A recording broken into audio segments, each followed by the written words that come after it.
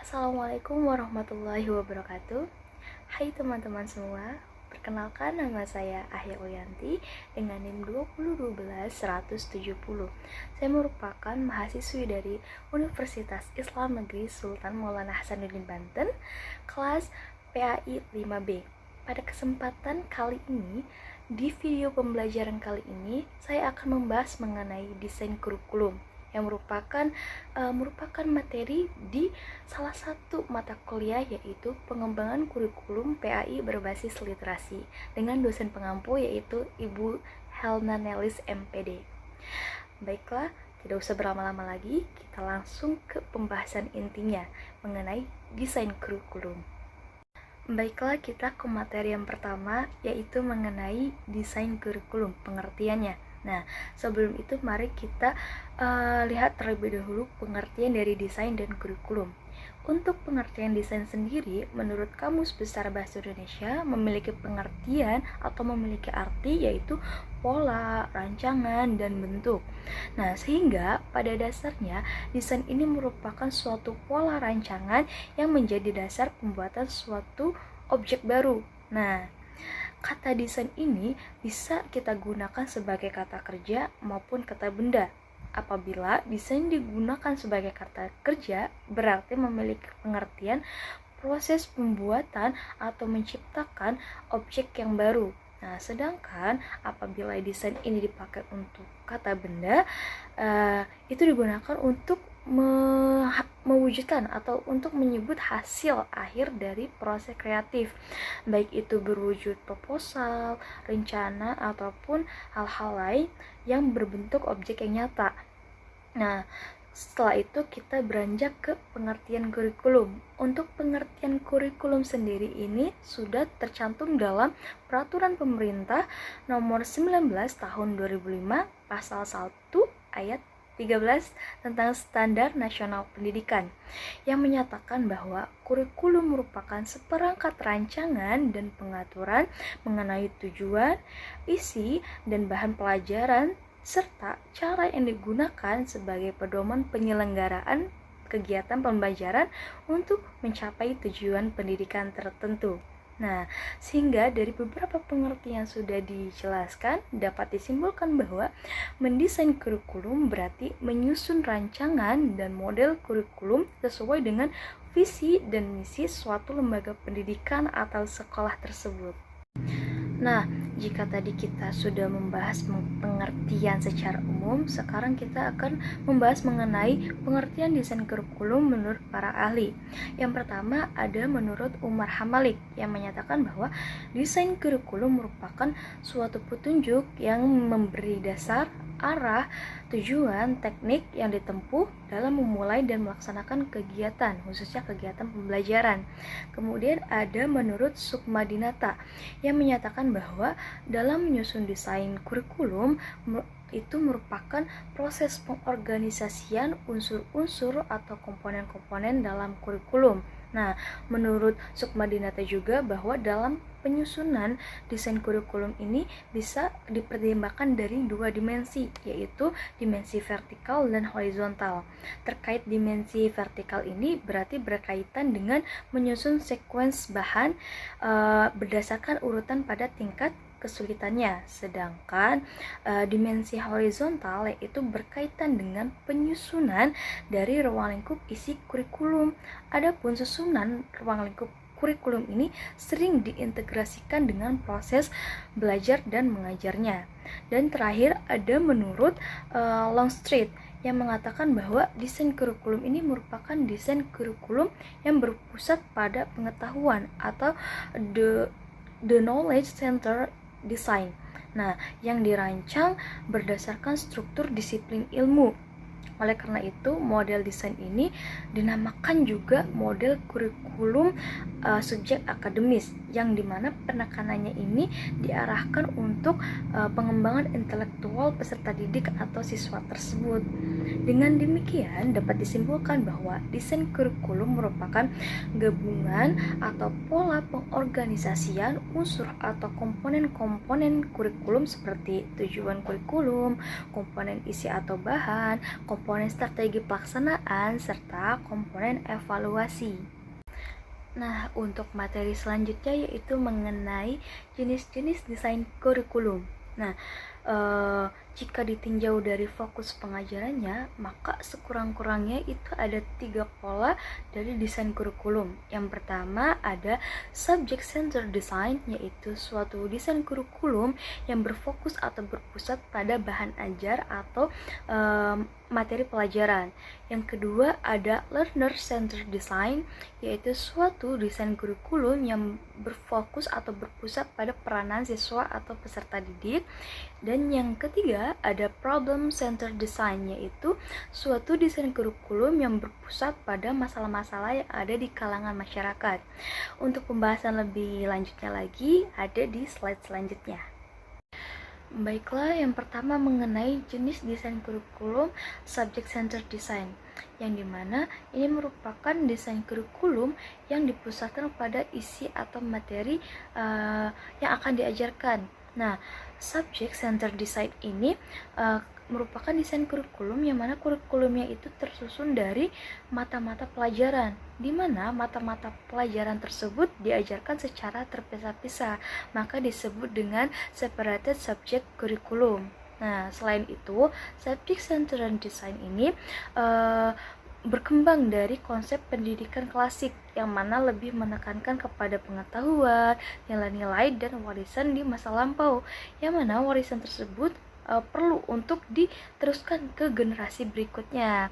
Nah, karena desain kurikulum tersebut mengutamakan isi atau bahan ajar atau subject matter tersebut, maka subject center design kurikulum ini disebut juga dengan subject academic kurikulum. Nah, dalam subject center design kurikulum ini terbagi lagi nih menjadi beberapa model, yaitu yang pertama ada the subject design. Nah, the subject design ini merupakan desain kurikulum yang paling murni dari jenis kurikulum subject center design, yaitu dimana lebih ke berbasis mata pelajaran, yang dimana mata pelajaran tersebut disajikan secara terpisah-pisah dalam beberapa mata-mata pelajaran. Nah, kemudian ada jenis yang kedua, the discipline design. Nah, di mana ini pengembangan dari subject design tersebut, yang mana jika dalam subject design belum ada kriteria khusus tentang subjek atau ilmu, nah di disiplin desain ini sudah tegas tegas terkait disiplin ilmunya, udah mulai ada batang tubuh dari keilmuan atau body knowledge, yang dimana satu bidang ilmu itu di breakdown lagi atau digali lagi menjadi ilmu-ilmu tertentu. Biasanya the disiplin design ini digunakan di perguruan-perguruan tinggi. Nah, kemudian juga apabila di subjek desain itu lebih menekankan kepada pengetahuan, fakta-fakta, dan informasi. Nah, kalau di disiplin desain ini lebih kepada didorong untuk memahami logika atau struktur dari suatu disiplin ilmu tertentu, kemudian juga memahami konsep-konsepnya, ide-idenya, terus struktur-strukturnya, prinsip-prinsipnya, dan lain sebagainya. Nah, kemudian ada jenis yang ketiga, yaitu broad field design. Nah, itu pengembangan lagi nih dari the discipline design. Nah, model ini dimana menyatukan beberapa ilmu-ilmu yang berhubungan atau berdekatan. Contohnya, semisal ilmu pengetahuan sosial. Nah, itu terdiri dari ilmu sejarah, ekonomi, geografi, kemudian ada contohnya ilmu pengetahuan alam atau IPA. Nah, di dalamnya itu ada ilmu biologi, fisika, terus kimia, dan sebagainya, seperti itu. Selanjutnya yaitu mengenai kelebihan dan kekurangan dari subject center design. Nah, kelebihannya terlebih dahulu. Kelebihan dari desain kurikulum subject center design yaitu yang pertama, mudah disusun, dilaksanakan, dievaluasi, dan disempurnakan.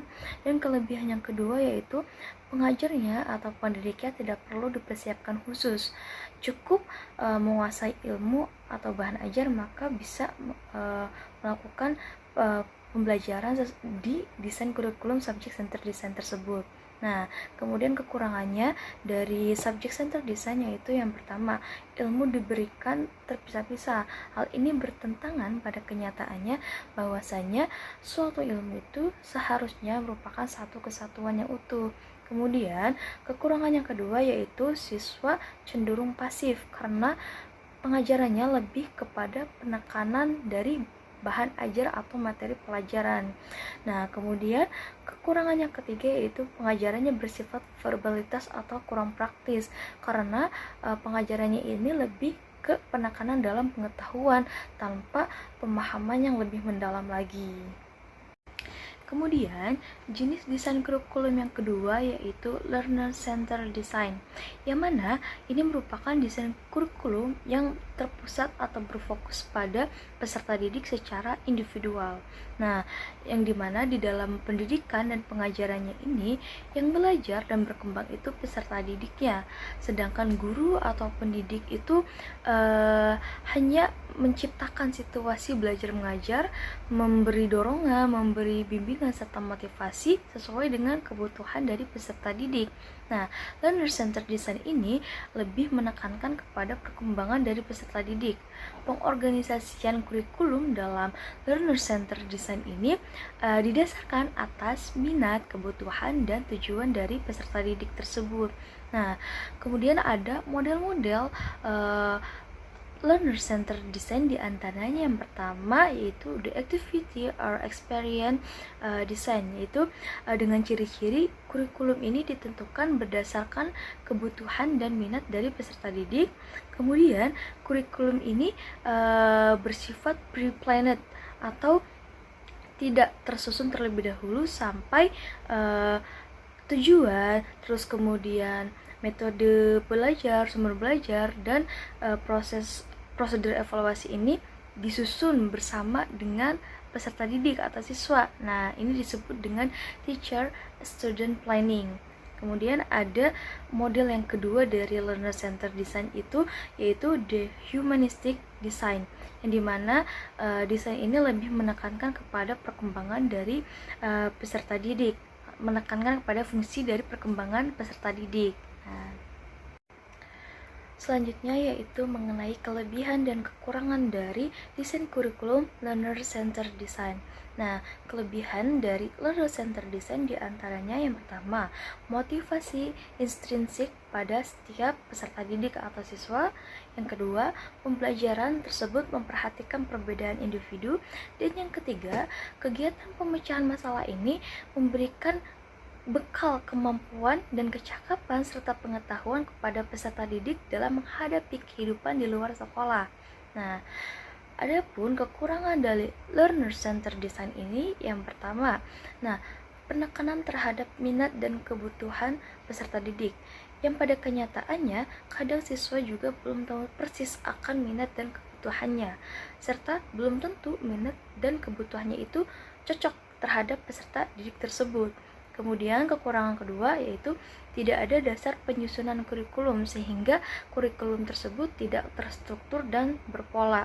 Namun kekurangan ini telah dijawab oleh ahli pendidikan, yang mana dalam menyusun kurikulum di learner centered design ini bisa memperhatikan kebutuhan manusia seperti kebutuhan sosial, kebutuhan membangun, kebutuhan meneliti, kebutuhan bereksperimen, kebutuhan berekspresi, dan keindahan. Nah, terus kemudian kekurangan ketiga yaitu sangat lemah dalam kontinuitas atau sekuen bahan karena menimbang bahwa kadang minat dari setiap peserta didik ini sering berubah-ubah. Kemudian kekurangan yang keempat adalah menuntut agar guru ini ahli di bidangnya, khususnya di psikologi perkembangan dan human relation. Selanjutnya, jenis desain kurikulum yang ketiga yaitu problem centered design, yang mana desain kurikulum ini menekankan kepada manusia terhadap kesatuan kelompok, yaitu kesejahteraan masyarakat. yang dimana dalam kehidupan sehari-hari ini kerap terjadi atau seringkali menghadapi masalah-masalah yang mana masalah-masalah tersebut perlu juga dipecahkan secara bersama-sama pula. Maka konsep-konsep inilah yang menjadi landasan pula bagi pendidikan dan pengembangan kurikulum problem center design tersebut. Nah, terkait kurikulum yang disusun di problem center design ini yaitu disusun sebelumnya atau pre-planned, yang dimana isi kurikulum tersebut berupa masalah-masalah sosial yang dihadapi oleh peserta didik baik di masa sekarang maupun di masa yang akan datang. Nah, adapun model-model dari problem center design ini diantaranya yang pertama ada the areas of living design, dan yang terakhir model yang kedua yaitu the core design.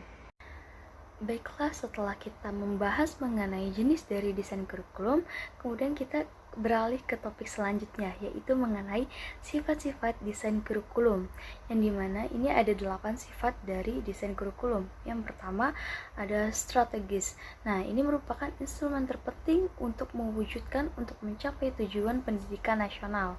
Kemudian ada sifat yang kedua yaitu komprehensif, di mana desain kurikulum ini hendaklah bersifat komprehensif, yaitu mencakup aspek-aspek segala aspek di kehidupan. Nah, kemudian sifat yang ketiga integratif, di mana desain kurikulum ini hendaklah mencakup rencana yang luas, baik dari segi kualitas maupun kuantitas. Kemudian sifat yang ketiga realistik. Nah, hendaknya desain kurikulum ini disusun berdasarkan kebutuhan nyata peserta didik dan kebutuhan masyarakat luas. Kemudian ada sifat yang kelima yaitu humanistik, di mana desain kurikulum ini hendaklah menitik beratkan kepada pengembangan sumber daya manusia yang berkualitas baik dari segi kuantitas maupun kualitas. Nah, kemudian ada sifat yang keenam yaitu futuralistik, di mana desain kurikulum ini hendaklah mengacu ke depan, yaitu merencanakan kemajuan bagi masyarakat, bangsa dan negara. Nah, kemudian sifat yang ketujuh yaitu berdiversifikasi terkait keragaman dari peserta didik. Kemudian sifat yang ke-8 atau yang terakhir yaitu hendaklah desain kurikulum ini bersifat desentralistik karena dikembangkan di daerah yang sesuai dengan kondisi dan potensi daerahnya masing-masing. Baiklah, untuk yang selanjutnya yaitu mengenai strategi pengembangan kurikulum. Nah, sebelum menentukan strategi pengembangan kurikulum, maka perlu memperhatikan unsur-unsur dari pengembangan kurikulum tersebut, yaitu yang pertama ada unsur tujuan, yang berarti mempelajari, menggambar, dan menggambarkan semua sumber pengetahuan dan pertimbangan tentang tujuan-tujuan pengajaran, baik itu yang berkenaan dengan mata pelajaran maupun yang berkenaan dengan kurikulum secara menyeluruh. Kemudian unsur yang kedua ada metode dan material, yang berarti mengembangkan dan mencoba menggunakan metode-metode dan material sekolah untuk mencapai tujuan-tujuan tersebut. Dan ada unsur yang ketiga yaitu penilaian atau assessment. Dan unsur yang keempat adalah feedback, yang berarti umpan balik dari semua pengalaman yang telah diperoleh yang pada gilirannya menjadi titik tolak bagi studi selanjutnya. Nah, selain memperhatikan unsur-unsur, maka ada juga nih prinsip-prinsip dasar dalam pengembangan kurikulum yang perlu juga diperhatikan. Prinsip yang pertama yaitu prinsip relevansi, yang berarti kesesuaian dan konsistensi antara komponen-komponen dalam kurikulum tersebut.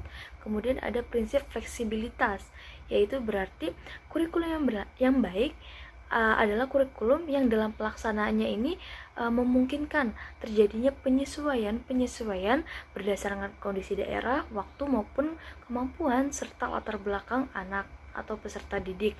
Kemudian ada prinsip kontinuitas, atau yang berarti berkesinambungan baik dari dari satu tingkat ke tingkat yang lainnya.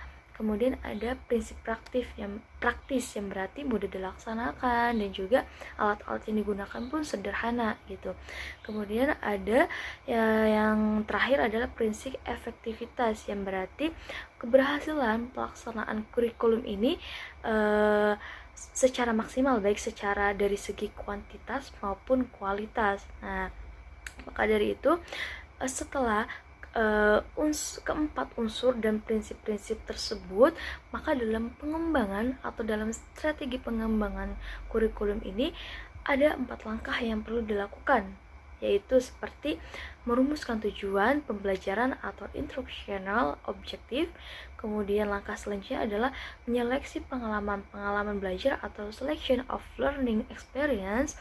Dan yang ketiga adalah mengorganisasi pengalaman-pengalaman belajar atau organization of learning experience. Dan yang terakhir adalah mengevaluasi. Baiklah, mungkin itu saja yang dapat saya sampaikan mengenai materi tentang desain kurikulum. Mohon maaf apabila terdapat kesalahan kata maupun kekurangan dan kesalahan dalam pemaparan materi, dan semoga apa yang telah disampaikan dapat bermanfaat bagi kita semua dan dapat menambah pengetahuan dan wawasan. Sekian dari saya, terima kasih atas perhatiannya. Wassalamualaikum warahmatullahi wabarakatuh.